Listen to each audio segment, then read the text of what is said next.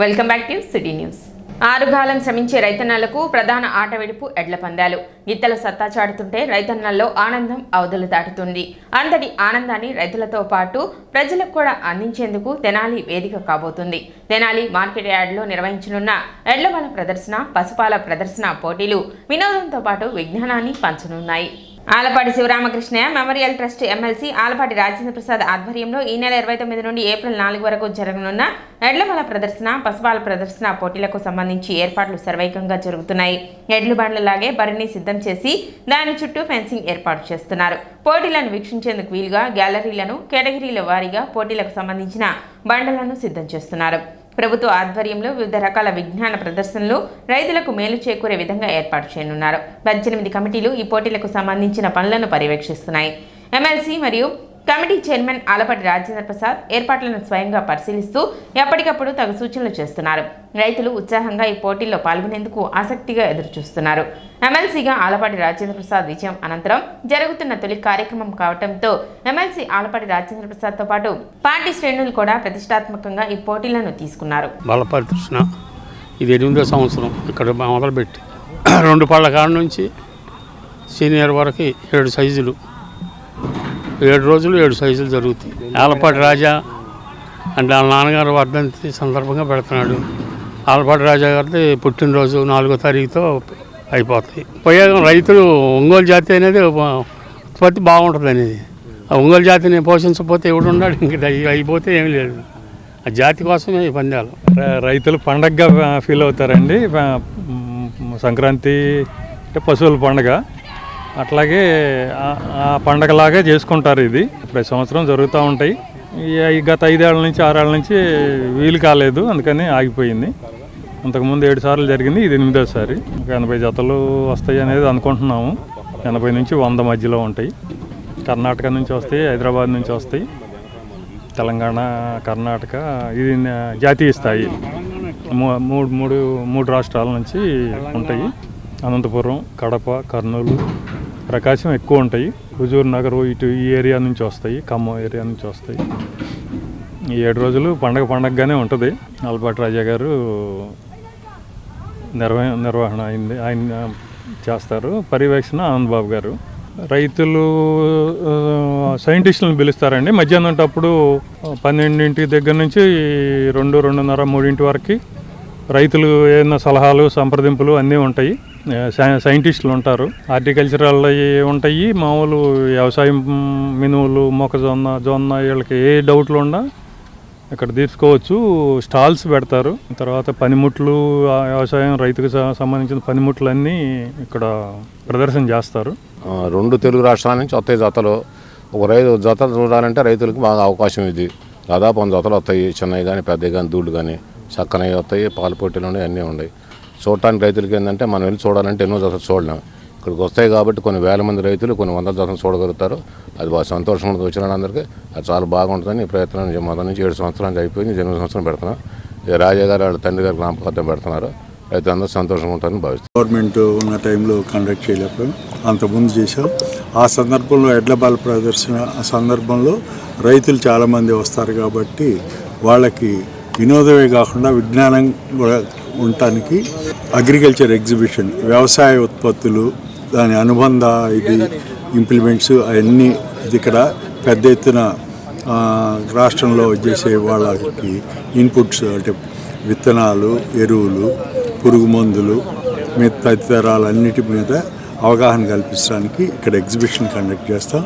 ఈ ఎగ్జిబిషన్ 29 నుంచి 4వ తారీఖు ఉండటం కాకుండా మధ్యాహ్నం 3 గంటల నుంచి వాళ్ళకి వివిధ సబ్జెక్ట్స్లో వాళ్ళకి అవగాహన కల్పించడానికి క్లాసెస్ కూడా కండక్ట్ చేస్తాం.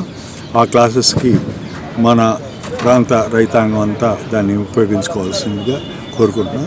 అలాగే ఈ కార్యక్రమానికి రైతు నేస్తం వెంకటేశ్వరరావు గారు వాళ్ళు కూడా పార్టిసిపేట్ చేస్తున్నారు.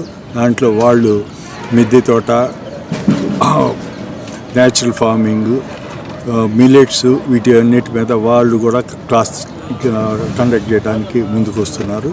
ఈ అవకాశాన్ని రైతాంగం ఉపయోగించుకోవాల్సిందిగా మనవి చేస్తూ యాజమాన్య పద్ధతుల ద్వారా భూమిని సారవంతం చేసుకోవడం వల్ల అధిక దిగుబడులు సాధించవచ్చునని మండల వ్యవసాయ అధికారి ప్రేమ్ సాగర్ తెలిపారు. మినుము, జొన్న, మొక్కజొన్న, పెసర పంటల అనంతరం ఏదైనా అపరాల పంట సాగు చేయడం ద్వారా భూమి సారవంతం అవుతుందని ఏప్రిల్ నెలలో జనము, జిలుగు, పిల్లి పెసర విత్తనాలు రైతులకు ప్రభుత్వం అందించడం జరుగుతుందన్నారు. మినుము, పెసర, మొక్కజొన్న, జొన్న పంటలు అయిపోయిన తర్వాత మనం కౌలు రైతులు అనుకోకుండా మన నేలను మనం సారవంతం చేసుకోవచ్చు.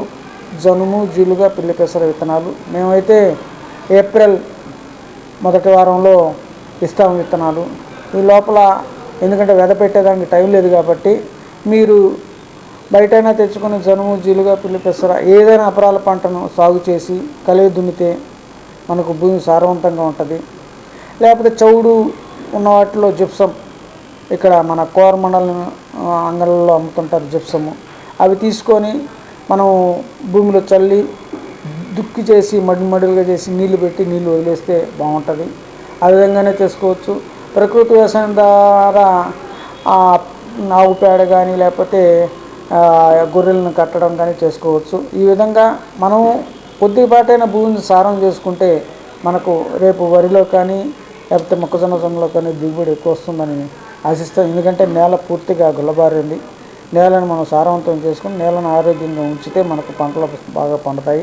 కాబట్టి రైతు సోదరులు ఈ పద్ధతులను అనుసరించి భూమిని సారం పెంపొందించుకోవాల్సిందిగా కోరుతున్నాం. ఒకటి పచ్చరొట్టె విత్తనాలు కానీ లేకపోతే బయట పశువుల పేడతో కానీ కర్బన సేంద్రంతో కానీ మనం భూమిని సారవంతం చేసుకోవాల్సిందిగా రైతు సోదరులను కోరుకుంటున్నాను. అమెరికాలో టోర్నడోలు బీభత్సం సృష్టించాయి. భారత కాలమానం ప్రకారం ఆదివారం అర్ధరాత్రి అమెరికా నార్త్ కెరోలినాలో సంభవించిన తీవ్ర టోర్నడోల దాటికి తెనాలికి చెందిన ప్రవాస భారతీయులు కుటుంబంలో 2 మృతి చెందారు. దీంతో తెనాలి ఐతానగర్లో వారి నివాసం తీవ్ర విషాద ఛాయలు అలుముకున్నాయి. అనుకోని సంఘటన కారణంగా కుటుంబీకులు కన్నీరు మున్నీరుగా విలపిస్తున్నారు. గడ్డన్ థామస్ కుమార్తె షారోను అమెరికాకు చెందిన నథానియల్ లీ విస్కాలు 17 ఏళ్ల క్రితం ప్రేమ వివాహం చేసుకున్నారు. వారి వివాహం తెనాలిలో అట్టహాసంగా జరిగింది. వారు అమెరికాలోని మిసిసిపి రాష్ట్రంలో స్థిరపడ్డారు. వీరిరువురికి ఒక అమ్మాయి, 2 కుమారులు సాధు, జౌషా, అశ్వల్లి. ఆదివారం అర్ధరాత్రి ఇంటిలో నిద్రిస్తూ ఉండగా తెల్లవారుజామున సంభవించిన టోర్నడో ప్రమాదంలో మరణించినట్లు సమాచారం ఉంది. టోర్నడో దాటికి పెద్ద చెట్టు విరిగి ఇంటిపై పడడంతో అన్నదమ్ములు అక్కడికక్కడే మృతి చెందినట్లు కుటుంబ సభ్యులు తెలిపారు. మరో గదిలో నిద్రిస్తున్న తమ కుమార్తె షారోన్, అల్లుడు, మనమరాలు మాత్రం క్షేమంగా ఉన్నారని షారోన్ తల్లి మేరీ గ్రేస్ థామస్, సోదరుడు సాతు థామస్ వివరాలు వెల్లడించారు. 2 మనవళ్లు నిద్రలోనే మరణించడంపై వారు జీర్ణించుకోలేకపోతున్నారు. ఆదివారం సాయంత్రానికి విషయం చేరడంతో మేరీ గ్రేస్, సాతు థామస్ సోమవారం సాయంత్రం అమెరికా బయలుదేరి వెళ్లారు. షారోన్ తండ్రి గడ్డన్ థామస్ తెలుగుదేశం పార్టీలో విధేయులుగా చాలా కాలం కొనసాగారు.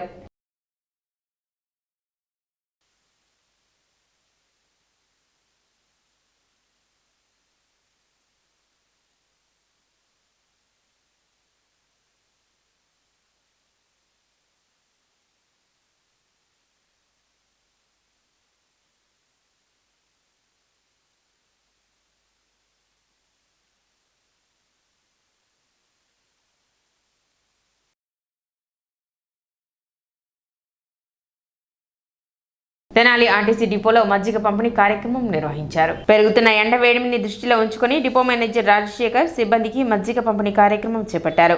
కార్యక్రమానికి తెనాలి ఎంఆర్ఓ గోపాలకృష్ణ హాజరై సిబ్బందికి మజ్జిగ పంపిణీ చేశారు. ముంచుకొస్తున్న వేసవి ముప్పును ముందుగానే పసిగట్టి సిబ్బందికి, ప్రయాణికులకు ఎటువంటి ఇబ్బంది తలెత్తకుండా డిపో మేనేజర్ రాజశేఖర్ ఇటువంటి కార్యక్రమాన్ని చేపట్టడం గర్వించదగ్గ విషయమన్నారు. ఇదే స్ఫూర్తితో ప్రజలకు ఇబ్బంది తలెత్తకుండా తహసీల్దార్ కార్యాలయం వద్ద కూడా ఇటువంటి కార్యక్రమం చేపడతామని తహసీల్దార్ గోపాలకృష్ణ పేర్కొన్నారు. కార్యక్రమంలో ఆర్టీసీ సిబ్బంది, కార్మికులు పాల్గొన్నారు. ఈ సంవత్సరం కూడా ఈ రోజు నుంచి గమనించే కార్యక్రమం అంటే ఎండలు పెరుగుతూ ఉన్నాయి. సార్ చేతుల మీదుగా మద్య పంపిణీ కార్యక్రమం చేద్దాం. నేను మీ డిఎం అనేది చదివిన తర్వాత అరే మరే థాట్స్ వస్తూ ఉంటే ఈ థాట్స్ కొంచెం అప్పుడప్పుడు వచ్చినప్పుడల్లా మీరు ఇట్లా వస్తుంటే రోజు వస్తాం.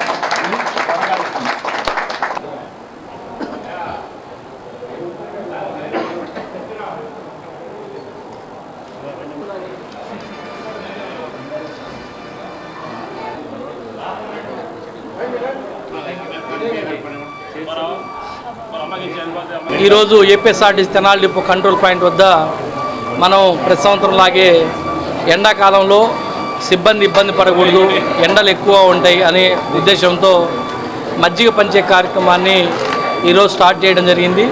దానిలో భాగంగా పిలిచిన వెంటనే వచ్చిన గౌరవ ఎంఆర్ఓ తెనాలి మా మిత్రుడు స్నేహితుడు శ్రీ గోపాలకృష్ణ గారికి, అదేవిధంగా సహకరించిన సిబ్బంది అందరికీ ధన్యవాదాలు, అభినందనలు. ఎందుకంటే ఈ సంవత్సరం ఎండలు ఎక్కువగా ఉంటాయని చెప్తున్నారు కాబట్టి మనం ఏదో ఒక రకంగా క్రూకి కొంత రిలీఫ్ ఇవ్వాలి అనే ఉద్దేశంతో ఈ కార్యక్రమాన్ని, అదేవిధంగా ఓఆర్ఎస్ ప్యాకెట్ కానీ, అదేవిధంగా మంచి చల్లటి నీటిని కానీ మన డిపో పాయింట్లో ప్రొవైడ్ చేయడం జరుగుతుంది.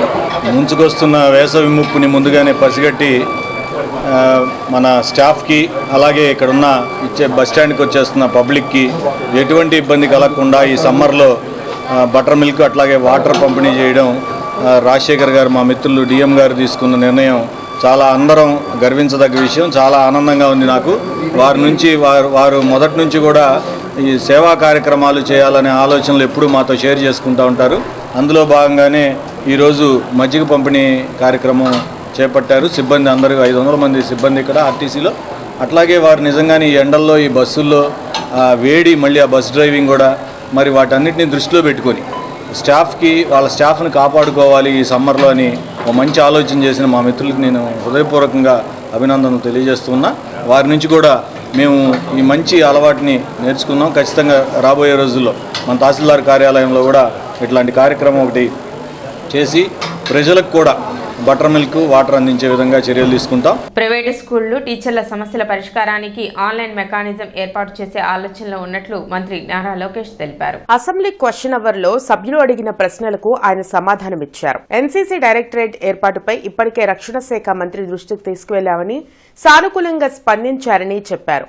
ప్రభుత్వ విద్యా సంస్థల్లోనూ బలోపేతం చేసేందుకు అనేక సంస్కరణలు తీసుకొస్తున్నట్లు మంత్రి లోకేష్ వివరించారు. దాంతోపాటు మీరు చూస్తే ఎన్సీసీ వచ్చేగల నేను కేంద్రంలో ఉన్న రక్షా మంత్రి రాజ్నాథ్ సింగ్ గారిని ప్రత్యేకంగా కలిసి ఒక డైరెక్టరేట్ ఇక్కడ ఏర్పాటు చేయండి, ఎందుకంటే డైరెక్టరేట్ ఇక్కడ ఉంటే ఎన్సీసీని పెద్ద ఎత్తున ప్రోత్సహించగలుగుతానని ఆయన కోరతం చెంది ఆయన అనుకూలంగా కూడా స్పందించారు.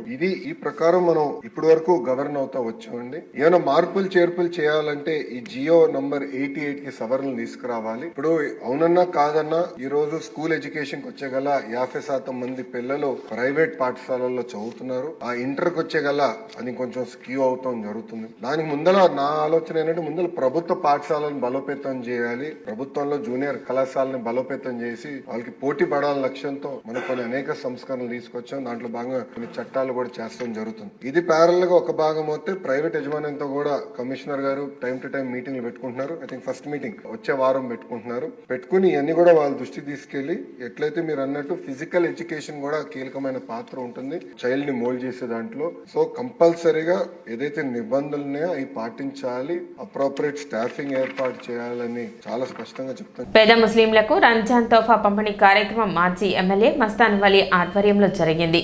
పార్టీలకు అతీతంగా పలువురు ప్రముఖులు ఈ కార్యక్రమంలో పాల్గొన్నారు. పొన్నూరు రోడ్లోని మస్తాన్ వలీ స్వగృహంలో నిర్వహించిన రంజాన్ తోఫా పంపిణీ కార్యక్రమంలో మస్తాన్ వలీతో city cable MD Dandamuri Krishnamohan, Janachaitanya Vedika రాష్ట్ర అధ్యక్షులు లక్ష్మణ్ రెడ్డి, సిపిఎం జిల్లా కార్యదర్శి నేతాజీ, పలువురు ముస్లిం మత పెద్దలు పాల్గొన్నారు.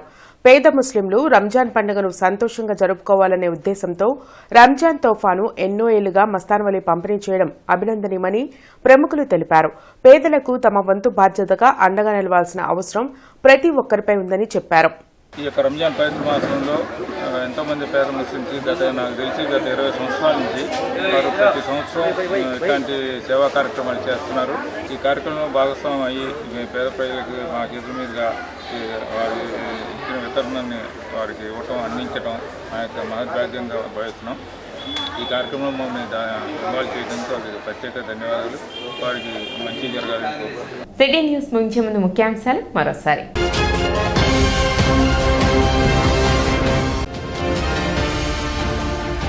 మంగళవారం నుండి ప్రారంభమైన నాజర్పేట శ్రీ లక్ష్మీ తిరుపతమ్మ తల్లి తిరునాళ్ల మహోత్సవాలు.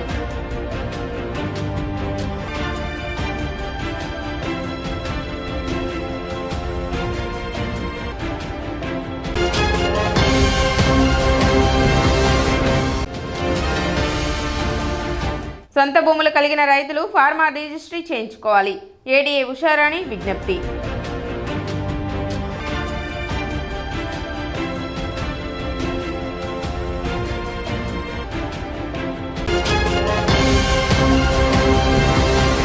సిటీ న్యూస్ ఇంతటితో సమాప్తం. నమస్కారం.